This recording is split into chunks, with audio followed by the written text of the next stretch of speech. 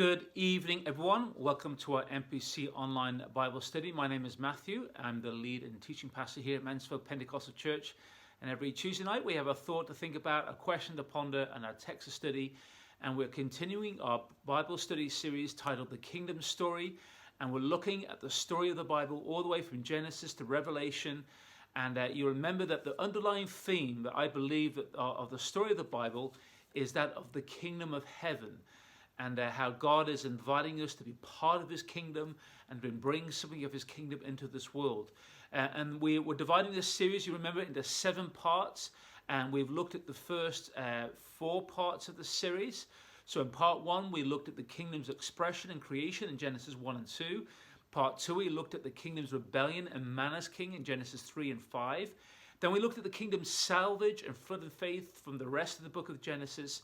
And then the last part, we looked at the kingdom's instrument, the law in Israel, that God was raising Israel as a nation to represent his purpose, his kingdom here on earth. And that was through, from Genesis, the end of Genesis, all the way to the book of Deuteronomy, what we call the Torah or the law or the Pentateuch, depending on how you prefer to call it. And God was giving his law to Israel to show them how they were to live. And so you'll notice that over these last few weeks, we've been flying at a relatively low altitude. We've been mainly focusing just on the first 5 books of the Bible. And the reason for that is because it sets the foundation for the rest of Scripture and the rest of the story, because we can't make sense of the rest of the story if we don't start off from the beginning. Now, what we're going to be doing tonight and also next week as well is that we're going to be flying at a higher altitude. We're going to be going up to 30,000 feet, and we're going to be covering the remaining 34 books of the Hebrew Bible, or sometimes what we call the Old Testament, both this week and next week. And we're going to see how a nation that had everything threw it away. And of course, that was the nation of Israel.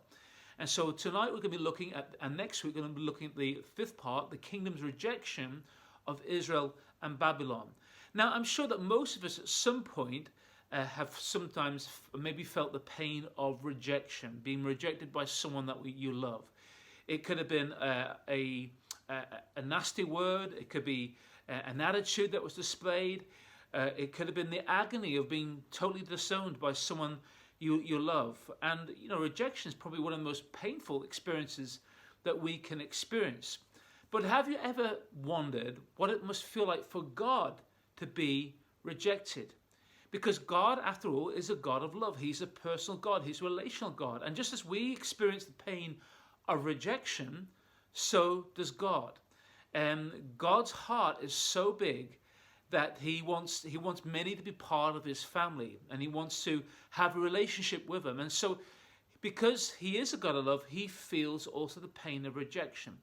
Now, in our studies so far, as we look at the kingdom story, as we review the story up to now, we can see that God up to now has experienced rejection.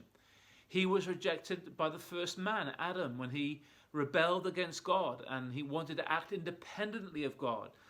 And sin got so bad and so out of control from Adam's descendants that God even regretted making man. It's a bit like a parent regretting having their own children.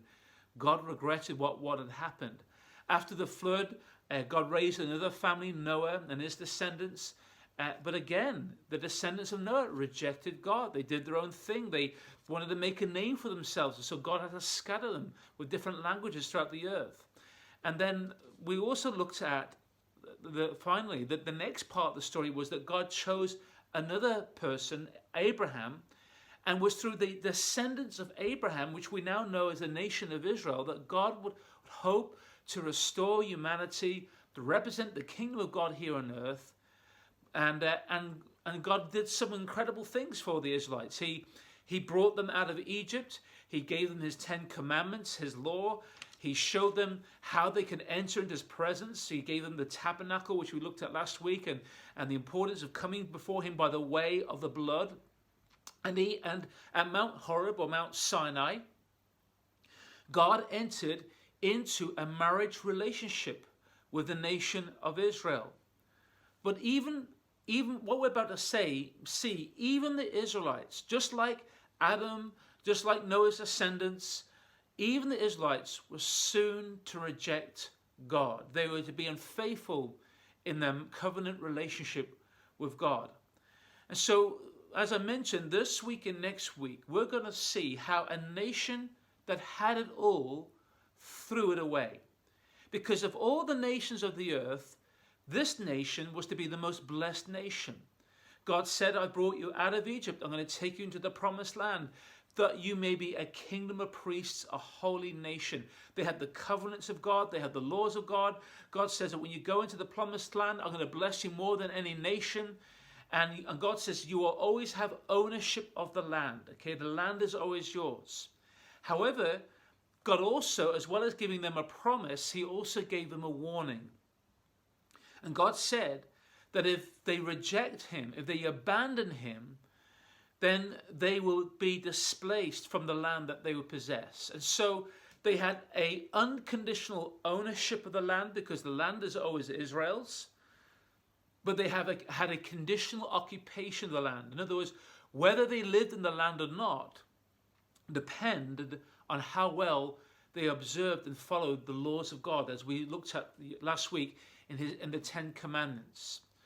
And so God spoke through Moses, as we looked at last week. Moses came down from the mountain, you remember, and he gave the 10 Commandments to the children of Israel. They agreed to live by the law of God. They understood that they obeyed God, they would be the most blessed of peoples on the earth, but they also understood that if they disobeyed God, they'd actually be the most cursed of peoples on the earth. And so Moses goes back up on the mountain to explain to God, yes, the people have agreed to live by this covenant, but no sooner are the people agreeing to live by God's ways, are they rejecting God. We all know the story. They make themselves at the base of Mount Horeb a golden calf, and they're breaking the very first commandment of God, not to make any idols and engraven images, and they're worshipping this golden calf, and they've rejected God, who has saved them and delivered them out of Egypt. And so right from the very start, the nation of Israel, the formation of this nation, was rejecting God. God was so angry with his people, whom he redeemed, whom he saved, that he almost destroyed them, except for the fact that Moses stood in and prayed and interceded for the nation of Israel.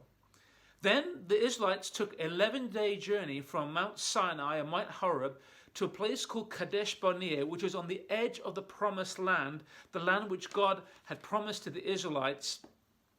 And the Israelites requested that they send out 12 spies, one from each of the 12 tribes, to look at the land, to spy out the land, to see the lay of the land so they know how to attack the land. Of the 12 spies who returned, only 2 of them brought a good report, Caleb and Joshua. The remaining spies brought a report of fear, of distrust, of unbelief. They refused to believe the promise of God. They brought a bad report. And the result of that is that they spread fear amongst the people. They discouraged the people. Now here's the thing. This is the nation that had seen the wonders of God. They saw the wonders of God in Egypt. They saw the mountain on fire at Mount Sinai. They saw the Red Sea part, which we never talked about before. They saw all the wonders of God and everything that God had done. And yet they rejected God by refusing to believe in his promise, by refusing to believe that he would enable them to take hold of the land that he had promised for them. And in response to that, God says, that's enough. I've had enough. If this is the way you're going to treat me, turn around and go back into the wilderness. And so for the next 40 years, that generation that refused to believe in God's promise, they wasted 40 years of their life out in the wilderness. In fact, that whole generation died. And I've said this before, what was an 11-day journey took them 40 years. And so they wasted 40 years as a people because of their refusal to believe in God. They rejected God through their unbelief. Now, as that generation passed away, another generation comes, and God says, well, let's try this again. Let's see if we're ready to go into the promised land. And so the Israelites come to the edge of the promised land, and this time, God gives them his law, which we get in the book of Deuteronomy, to remind them of how they are to live their life before coming into the land that he had promised them. And God says to his people, this is how you're to live, because the way I want you to live is the very opposite to how the people across the Jordan are living. The Canaanites are polluting my earth, my world, by their sin. And the Lord gives very clear and specific instructions. He says that when you cross the Jordan into the land of Canaan, you are to destroy all the towns, all the cities. You are to kill men, women, and children. Now, I know right now, when I say that there's a question that's going off in your mind, and you're thinking, did God really say that? Is that not genocide? Well, we'll look at the moral implications of that question in a moment. But before we do so, God gives a reason why he wants them to destroy them. Because God says, if you don't destroy them, they will lead you astray in your relationship to me. They'll become snares to your eyes. And if that's the case, you will actually end up losing the land that I am giving to you. Now, what about that moral question? How can God allow for such a command? Isn't God being a moral monster to ask to give this command? Isn't this an example of genocide? To answer this question simply, I would say this. It comes down to the fact that just as God destroyed the inhabitants of the earth with a flood because of man's wickedness, so God is going to destroy these peoples of Canaan because of their wickedness. When God destroyed the earth with a flood, would we accuse God of genocide? No, we wouldn't. Because genocide is the murder of populations of people, not because of anything wrong they've done. It's just because of purely of who they are. God was not committing genocide against the peoples before the flood when he wiped the earth with the flood, because he was judging them for their moral choices and human perversion and wickedness. And so how God is dealing with the people of Canaan is no different to how he dealt with the people before the flood. He is judging these people for their wickedness. And the people of Canaan were wicked people. They did some really bad things. They offered their children to the gods of Moloch and all these evil gods. They engaged in sexual perversion. They defiled the land. And God says, I'm not having this on my earth, on my planet. I'm going to wipe these people off the face of the earth. The only difference is this. God wasn't going to destroy them through a flood or through a natural disaster. He was going to destroy them through a nation, through the people of Israel. And that's the thing that often we struggle with. So let's be clear about something here. This does not mean that when one nation commits an atrocity against another nation, it's God's judgment. Only in this instance in history do we see this happening. The way God was telling the Israelites to live was the very opposite to how the inhabitants of this land were living. They were involved, and I mentioned they were involved in all sorts of evil perversion. And God was going to destroy and judge these peoples through the nation of Israel. But Israel refused or didn't follow out God's command. And so when they came into the promised land, yes, they destroyed some of these places. Yes, they inhabited them. But they didn't destroy all the peoples as God had said. They let many of them live. And the result was that these people became thorns in their eyes and a snare in their hearts. And they turned them away in their relationship before God. Instead of worshipping the Lord who delivered them out of Egypt, the Israelites started to engage in the worship of the false gods of the land that God had told the Israelites to drive out and remove. And so for about a period of about 300 years, Israel lived this negative cycle of disobeying God. And as a result of disobeying God, they ended up being oppressed by their enemies. God would then raise up a deliverer or a judge to save them. And yet no sooner are they out of trouble than they're going back to rejecting God and worshipping other gods. They should have listened to God from the very start and did what he told them to do. And they would never have been in this predicament. But again, obviously, there's a lesson for us to learn here. And so we see the story of the nation of Israel. God saved them out of Egypt. He gave them his law. He gave them his commandments. He gave them many great promises. And yet they rejected them at Sinai. They rejected them at the edge of the promised land. And now that they have the land, they're continuing to reject God through the worship of the idols, of which God told they were to totally destroy. But now they are also going to reject him as king as well. One of the last judges of Israel was a prophet by the name of Samuel. And the people of Israel asked Samuel to have the Lord appoint them a king like all the other nations.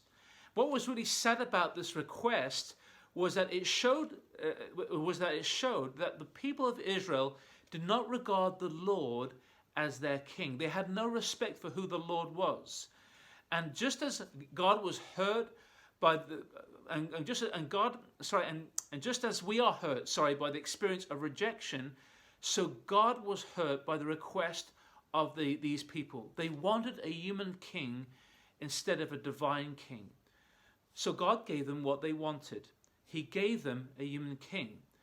And that first king that they had was a king by the name of a man by the name of Saul. He was the people's choice. But sadly, as was the case throughout the history of Israel, Saul's heart was not loyal to God. And he also ended up rejecting the Lord as well. Now, next week, what we're going to do, we're going to continue to look at the story of how Israel rejected God, how they continue to reject, because it leads us to the most important part of the story who of the kingdom's king when we come into part 6 of the story. But up to now, what I want you to see is this. God was rejected by the people he came to save. And yet here is the mystery of the will of God. Israel's rejection of God will become God's acceptance of the world. God's rejection by Israel was to become the means of our salvation. He was rejected so that we could be accepted. So up to now and up to this point, we've mainly been focusing just on the nation of Israel, but it's through this nation of Israel that God is going to bring salvation to all the sons of Adam and the daughters of Eve. There's still a sea of humanity that is cut off from its relationship with God through human sin. And God is going to use this nation, the most unlighted nation of the earth, the nation of Israel, to bring something of the light of him to the rest of this world.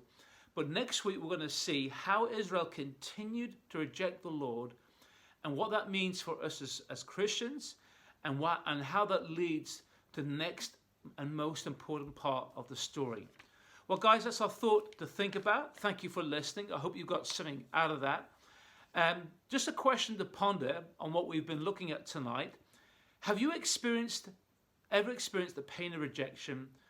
Have you ever considered that God also has experienced the pain of rejection? In what ways do you think we reject God? And the text of study, I'd like you to read 1 Samuel chapter 8. And as you read that text, I'd like you to answer these questions. What did the elders of Israel ask for? Why was God not happy with this? What did the elders of Israel ask for? Why was God not happy with this? Well, guys, thanks for listening to that tonight. Hope you got something out of that. Hey, listen, have a great rest of the evening, and I'm looking forward to seeing you over the weekend. God bless you all.